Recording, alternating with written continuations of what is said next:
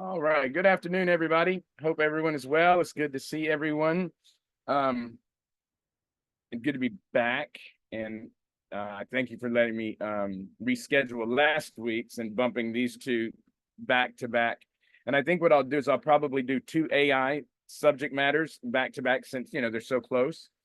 I just gave this presentation yesterday to a group, and my opening was, I hate doing this presentation. I hate talking about AI.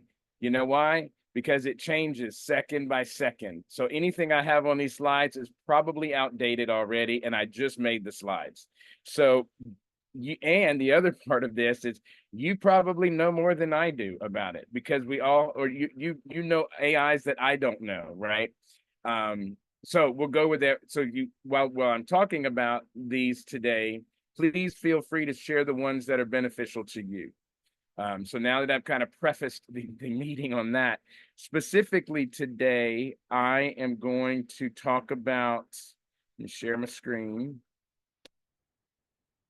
Oh, if you'll make me host, Alex, Bigby, please. I'm going to do 10 specific content creation needs and talk about the AI softwares that I either have used or I've researched that work for them. So that's specifically what we're going to talk about today. So, okay. So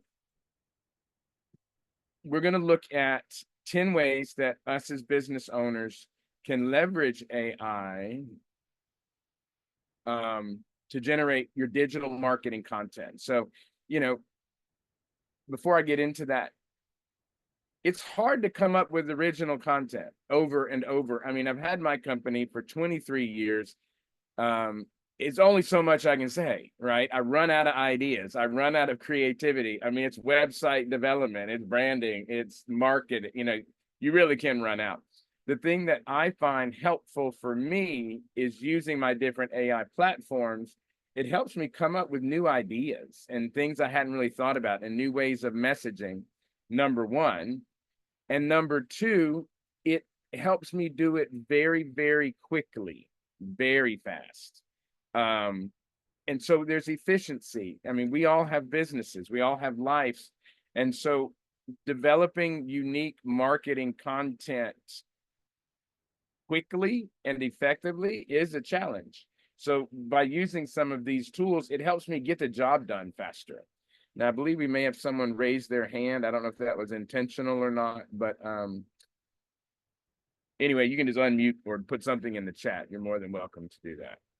So today, we're going to talk about automated writing tools, content curation platforms, social media management tools, email marketing, the visual content creation like images, chatbots, voice search optimization, content personalization, analytics, predictive analytics. A couple of weeks back, we talked about Google Analytics. This is going to kind of touch a little bit about that, but a little bit more of a broader brushstroke. And then content generation APIs. So we'll start with those. And then first, so I'm sure all of you have heard of Grammarly. Grammarly is one of the many AI platforms that you can use for automated writing to help you write content. I can also use ChatGPT. And the other thing I'll say is a lot of these are cross-compatible for these different things. I just chose to stick them in this category. But again, by using AI-powered writing assistants, you can generate blog posts, articles, social media content. These softwares and these tools can suggest improvements. They correct grammar, which is huge for me. I have a lot of grammatical errors whenever I use Grammarly. And it even helps me generate content based on prompts that it provides. So I can have better written communication. I can write content. I have new ideas, grammatically correct. It also has language translation. So if you're in need, if you're doing bilingual or trilingual communications, they also have accurate language translation. Definitely great on editing and proofing, and it saves time. I love it because I can kind of put something together, and then Grammarly will give me some suggestions on how to reformat that so it sounds professional and it's grammatically correct. So automated writing tools is one. Writesonic is another one that you can use as well. Similar concepts. Grammarly, there is a fee, I think. I know I pay a monthly fee for it. Okay. Content curation platforms. And so you can use platforms like Scoopit or Feedly to discover industry relevant articles, news, and blog posts that then you can curate and share this content to engage your audience. And I think I pulled that one up online for Scoopit. So in other words, and most of these have prices. I mean, there's fees for them, but again, it will allow you to publish industry related content. So it's like finding news articles that you can use and you can generate. I have not used this, but I've talked to other people that have. But again, I can publish topic pages with curated content. So in other words, it helps me, again, more content more efficiently. You can share stuff privately with individuals, and you can also publish curated content for your target markets or your different target audiences.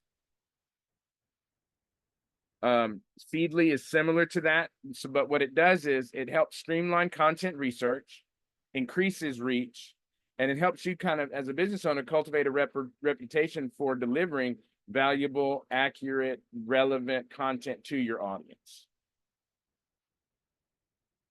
So those are two that you can use to help curate your content. Social media management tools. I'm pretty sure everybody here is probably familiar with these. These are the dashboards that you can install and connect all of your social media, or pretty much all of your social media, X, LinkedIn, Facebook, Instagram. I don't know if you can do TikTok, but it's a dashboard so that, for example, with me, I've got 3 different businesses with 3 different social media accounts each. And so instead of having to log in and log out and cross connect and all this stuff, I go and I'm able to use oh, it's slipping my mind right now. It'll come back. Sprout Social is what I use. But Hootsuite offers the same kind of thing. Buffer offers, but what it does is it allows me one dashboard to go to post. I can do individual posts. I can do group posts. It also, what I like about it is, again, efficiency. You're going to hear me talk about efficiency. One of the big things with AI in general is it helps us be more efficient. So I'm able, the analytics. I love the analytics. So it pulls all of the analytics into one dashboard. So I'm able to see the effect or the results of the social media posts that I'm doing, reaches, click-throughs, all of that stuff in one dashboard, and I don't have to go to the individual platforms to look at that. Other things that allows you to do is schedule posts. I have a few clients that I do social media for. I usually schedule 2 to 3 weeks out, and so it's efficient in that way. Now, for example, on Facebook, I'm sure you've all seen on your business page, if you go to the comments and you do @followers and you post that message on your Facebook, whatever the post is that you're putting it under, let me just, probably easier if I just demonstrate it.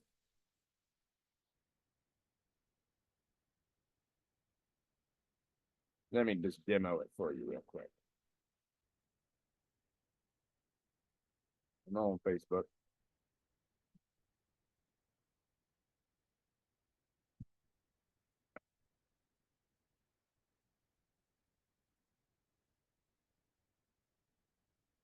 So on this one, for example, this post, I'll use this one. My announcement and joy at being a part of the flight team. So after I posted it, I went in and I did @followers. Now you have to be careful because it's going to try to, the first thing it's going to do is going to try to follow you. It's going to try to tag these other things. So you have to like hit the space bar a few times so it gets off of that. You hit @followers and hit return.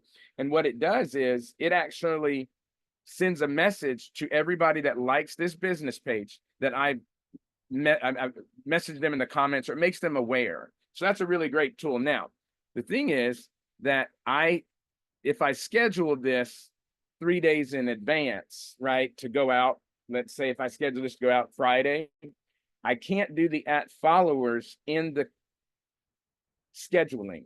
I actually have to put a calendar reminder on my calendar at whatever time. This one went out at 6:04. I don't wake up at 6 a.m. I put it at 8 a.m. as a little calendar entry. Go to Orhan OM social media Facebook post and do @followers. So it has to be already published for me to do the @follower, I think, in my experience. If I'm wrong, please correct me. But again, another way to get your posts out there. I love that they've added that to Facebook. Again, analytics. You can discover, what times work. It also makes suggestions on the best times based on your user preferences, etc. You can do, it has mobile apps, etc. So I love my social media dashboard. Email marketing. Everybody's familiar with email. Everybody should be doing some sort of email marketing. I'm a MailChimp user myself. Again, it's just a platform that allows me to have my segmented lists. So I actually try to trick the system because I'm cheap. No, I'm not cheap. I'm being financially aware of my expenses. I used to say cheap. Now with Flight, I'm being financially aware of my expenses. So I actually have two different formats that I use, one for Orhan Macmillan, one for Designs Interactive, but I'm using one MailChimp account. So I have an email list for web clients, Designs Interactive, but then I have a completely different mail list inside of there for Orhan Macmillan. Some of them cross over, but that way I can send and not have to pay for two accounts. I can send web design, my blog post to that list, or training opportunities or classes or things like that to the other list. But again, email marketing improves engagement. I can follow the click-through rates. They look good. Subject lines, it can help me write subject lines. I get data, again, going back through the analytics aspect of it all. I'm able to collect data on open rates. Another really great thing if you're not doing so, if I send the MailChimp out on a Tuesday, I can go in and set up a new send 3 days later that will only go to the people that did not open it. So I'm able to hit them twice. And I notice a lot of times that my open rate improves on that second one, because say the first one, they didn't see it or they overlooked it. And I think when I researched it, the recommended time was 3 to 7 days to resend it, but don't do it like the day after. But again, another way, we spend time making all of this stuff and we want people to know about our business. Email is probably one of the best ways outside of text messaging to get your message in front of people. So AI uses MailChimp, and Constant Contact use AI as well. All righty. Visual content. If you haven't heard of Canva, I'm surprised. Adobe Spark is another one. There's lots of programs. So as a graphic designer, I should be embarrassed. I'm not really a graphic designer. I hired graphic designers. I should be embarrassed that I use Canva, but I'm not. You know why? Because it's easy, it's functional, they look good. I have templates, I have stock photos, I have graphics, I have a dashboard. I love my Canva. I don't know. I don't think anything can make me give up Canva. I have all my things saved, everything. But again, if you're not familiar with them, it helps you make good looking visual content. I mean, there's two parts to marketing messaging. There's the words and the pictures. And so Canva allows you to make those. Dragging and dropping, content suggestions, photos, icons. You can make videos out of them. This PowerPoint was made with it. I can download multiple formats. I can do PDFs, PNGs, PowerPoint. I mean, it's unlimited what I can do. The other really great thing is on my social post, I'm able to animate some things so I can have a little bit of animation, which add a little more visual interest using, a click of a tool or something. So again, another great AI tool to help you make good visual content. Chatbots. So chatbots there was a time that chatbots were kind of clunky. They've come a long way. So AI interface chatbots are huge. And what you're really wanting to do is you want to make yourself, your company, available 24/7. for people to ask questions, to inquire. Well, they can go to your website, but if you have the chatbot installed, as you have used on other websites, it really offers you a leg up from your competitors in reaching your customers. So you can actually build a database to answer FAQs, call to actions. You can have them ask questions. Would you like to schedule a consultation? Would you like to set up a meeting? Then you're going to have it put your Calendly link in there or things, but you're boosting conversions, because I know at whatever time I'm able to shop or browse or look, I don't necessarily resist, but I'm not big on phone calls, but I do want to do my research. And so I use chatbots quite a bit on websites to find more about the business. And it allows you to be doing other things besides answering. One thing I tell people is, what are the top 10 questions you answer over and over and over? Make sure that's built into your chatbot. But again, your boost conversions, because you're responding instantly, you have this set up. And these chatbots that are AI powered are pretty impressive. They really are. They're quite impressive. Okay. Let's see. All right. Oh, I was letting somebody in. Okay. So voice search optimization. This phone. It is now necessary that we've all heard of search engine optimization. We've kind of talked about that at some of the marketing clinics. Now it's essential for our websites and our brands and our business to be voice search optimized, because I use my phone to say, hey, Siri, go find this, or hey, whatever. Oh, there it goes. Every time I do it, I have to deactivate every time I say it. But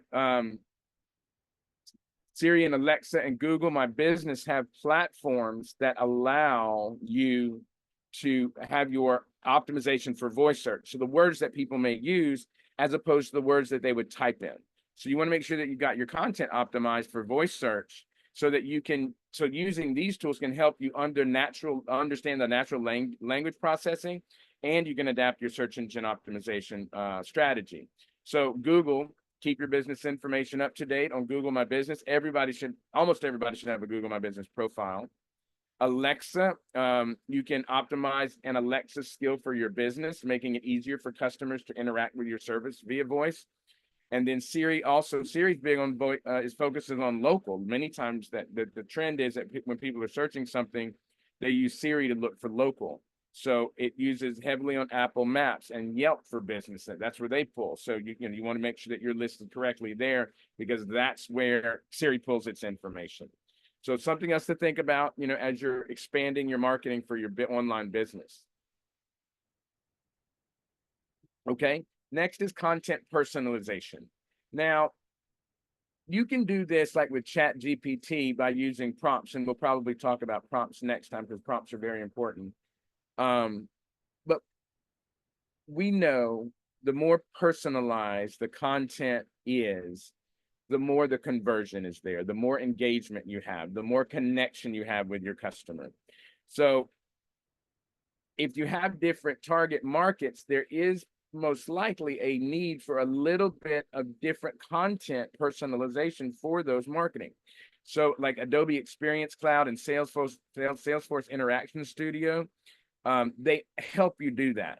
They use artificial intelligence to create personalized online experiences for users.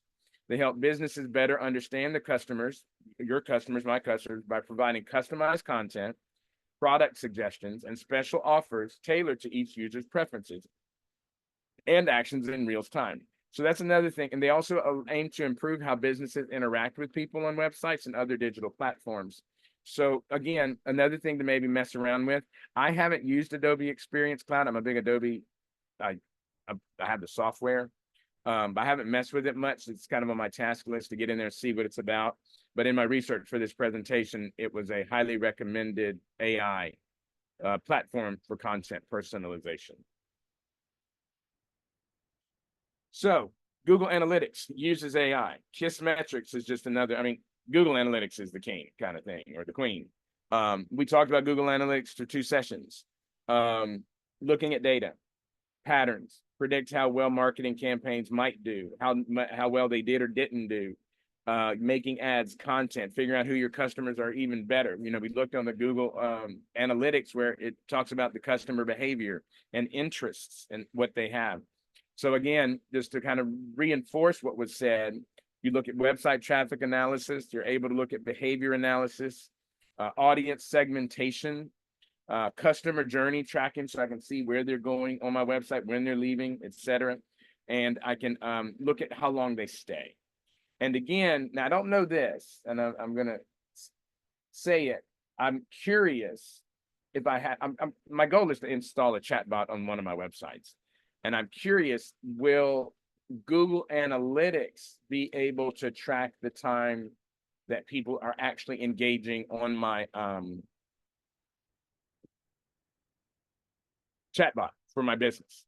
So I'm interested in that. That would be wonderful, because then I could see, hey, they're spending 5, 6, 3 or 4 minutes. I think that 1 to 3 minutes on a website, depending what kind of industry you're in, is good results already. But if I can increase that, that means I am retaining them more. They're learning more. They're pulling more information.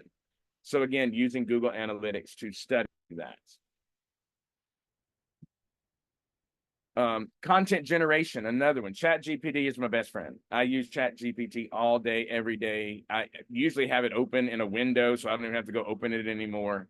I don't use IBM Watson because I'm just stuck with ChatGPT, but you're all familiar with it. I'm sure most everyone has used it. It uses natural language processing. It has smart chat, learning words. It's customizable. And we're going to talk about prompts next week. That'll be the other session that we'll do.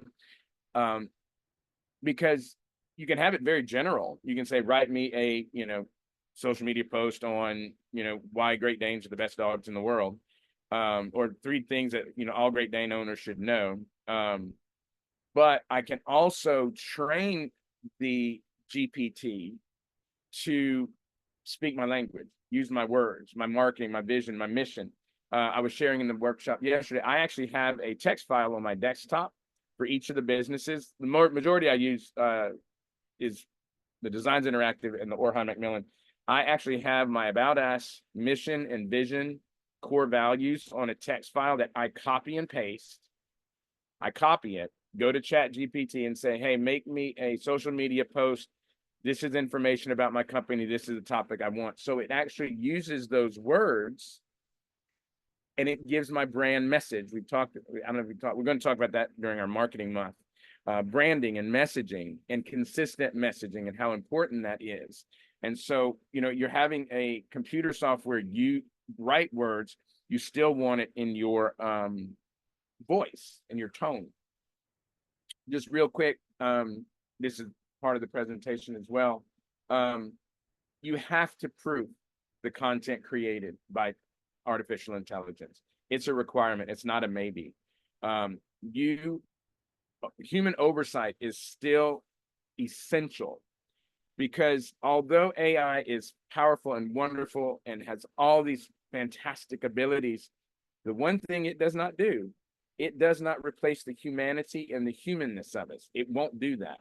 It is artificial intelligence. So it's very important that in your articles or in your email newsletters or in your social media posts or even in your context of communication, that it sounds like it's coming from you. So that's why it's very, very important to proof, read, and kind of revise the content that a ChatGPT or a what was the earlier one? I can't think of it right now, but it was one of the other ones. Oh, Grammarly or things like that. Grammarly is a little bit more for the punctuation and sentence structure. But again, it still needs to sound like it comes from you. You don't want a bunch of content that sounds like one person, and then they meet you and they're like, that does not sound like you, that does not represent you, that's not your voice, that's not your tone or anything. So again, human oversight, review, and editing. All right, so those are the main ones that I wanted to talk about today. And I'd like to ask you all what are some of your experiences? Let's see, get back to you. So what are some of y'all's usages? Do any of y'all use it, or how do you use it, or not use it, or what? Let's talk.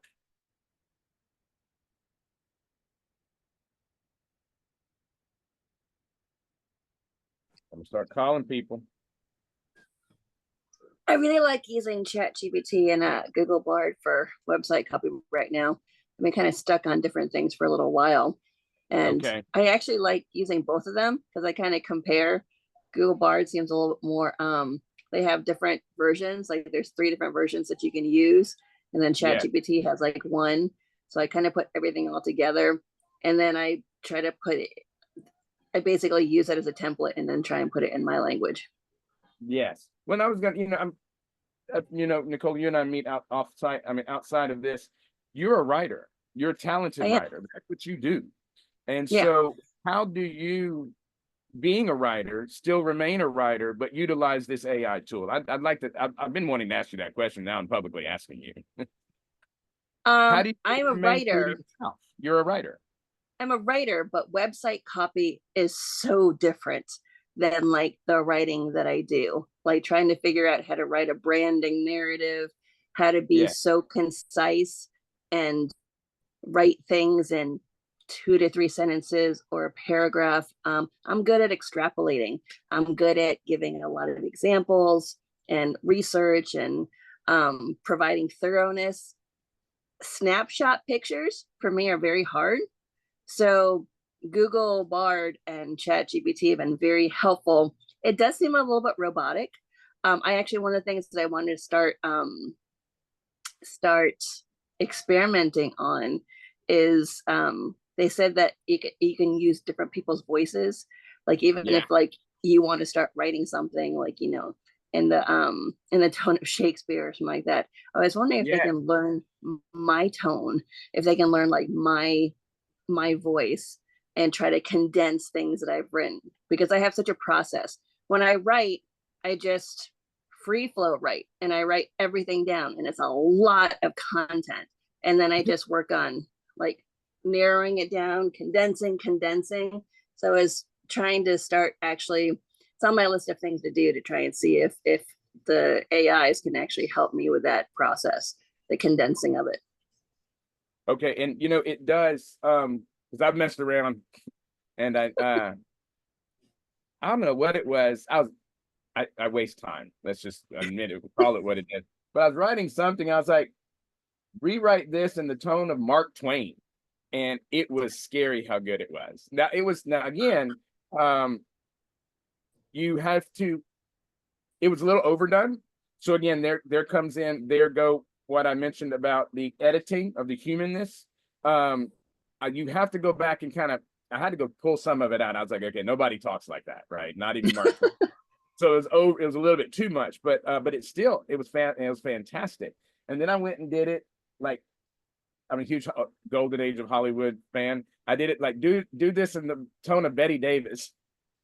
And it used some of the words. It's very tongue in cheeky, but still, again, able to adjust the tone. So I'm glad to hear you explain that. That even as a writer, it's still the content that takes time that it helps you do. Kind of come up with it. That, and sometimes I get lost in my own jargon, like Yeah. therapist talk or whatever talk. Sometimes I'm just curious about like what people are like most interested in, or I'll just ask it like certain things, and I'll do it. I won't just do it like on Google Bard or Chat GPT. I'll go to Google sometimes too, and it'll just help me with categories. Like I actually asked today, like what constitutes a resilient life or what constitutes a resilient relationship, and it gave me kind of categories of like things that people have to work on in order to have a resilient relationship or in order to have a resilient life. So sometimes I just do it to even help with the outline of what I want to write. Good. And I was reading what Renata put. That's right, Renata, we did. She was having some students come in and we needed a liability contract. She's having strangers come into her place and study, and we didn't have one. And I was like, don't Google it. Go to Chat GPT and write, I need a liability waiver for students that are coming into my spa, you know, da da da da da. And I'm so glad it works. Oh, now that I've used it for a lot. Like I've used it for like interview questions. I've used it for like when I was like looking for new hires, I actually had them like write like an ad for me about like what Yeah. I wanted, you know, the specific job description that like I wanted. Even like intake questionnaires and different things like that. Some of it was a little bit too generalized. But when I made it more specific, when I started adding more keywords, it got like, you know, more on track of what I needed. So Nice, now that, nice. yeah, And definitely there's do that too. when you kind of train it, we're going to talk about using prompts next week, and that's what prompts are for. And there's another one I'd heard about yesterday, Claude. The lady was explaining to me that she was like a Chat GPT user, but now she's a Claude user, CLAUDE. She said because she can go in layers and deeper levels of instructing the GPT or the AI. And then what was it? Twitter has come out with, let me pull it up, a new one. I wrote it down on my notes. 1 second. So Twitter has come out with called Grok, Grok. And what it is, it's an image. You could go into Grok, whatever that is, and I haven't used it yet, but you can tell it what kind of image. It's an image generator. It creates pictures. So my friend Blaine that was at the marketing, he said, make me a picture that has I'm with Team Orhan on the t-shirt of 7 guys. And it did it. I mean, it was crazy. Let me see if I can find it. Do the pictures look good? Because I'm looking for a photo subscription like right now for like my blogs, and that seems more affordable. Yes. See, this was, I don't know if y'all see it. 1 second. But I've got to play with this is more.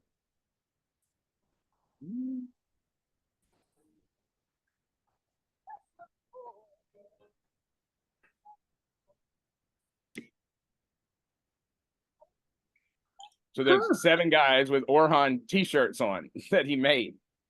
And then he said, make a picture of a people at an Ignite conference. That was the name of the marketing conference yesterday. And then he said, make a billboard that says want to grow with Orhan. And he typed these words in, and this is the image that it generated. So I was like, okay, I'm gonna have to mess around with that a little bit, you know, to see how that works. Is this free? Yes, it's part of the X Twitter. I keep calling it Twitter, but it's X platform. Yeah. So that may be something. Great. I'm a Sabrina Grok, Grok. But I haven't messed with it yet. It's, you know, add it to my list of things to do. So any other suggestions or tips that y'all have on your experience with AI?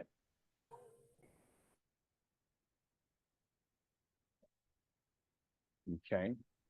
I use it to write board resolutions. Yeah. So really tedious stuff that I'm, you know, not an expert in. It's pretty good for, you know, very, very simple contracts. We're not talking kind of, you know, yes. We're not talking mergers of 2 multinational corporations. No, but I'm not gonna put my, you know, my family estate, you know, no, will in there, but no, it comes up with great outlines. It's great. Yeah. Yeah, And it a helps lot of you with legal stuff, outlines. board articles as well. If you want to update your articles of incorporation, it does a pretty good job on those.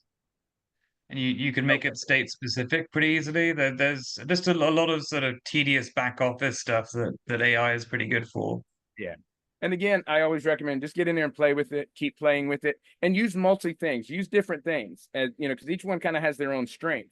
And so I may use a Chat GPT to come up with a creative content that I drop in, and then I put into Grammarly to check for proofing and tone and etc. And then of course I'm going to edit it from there. So yeah.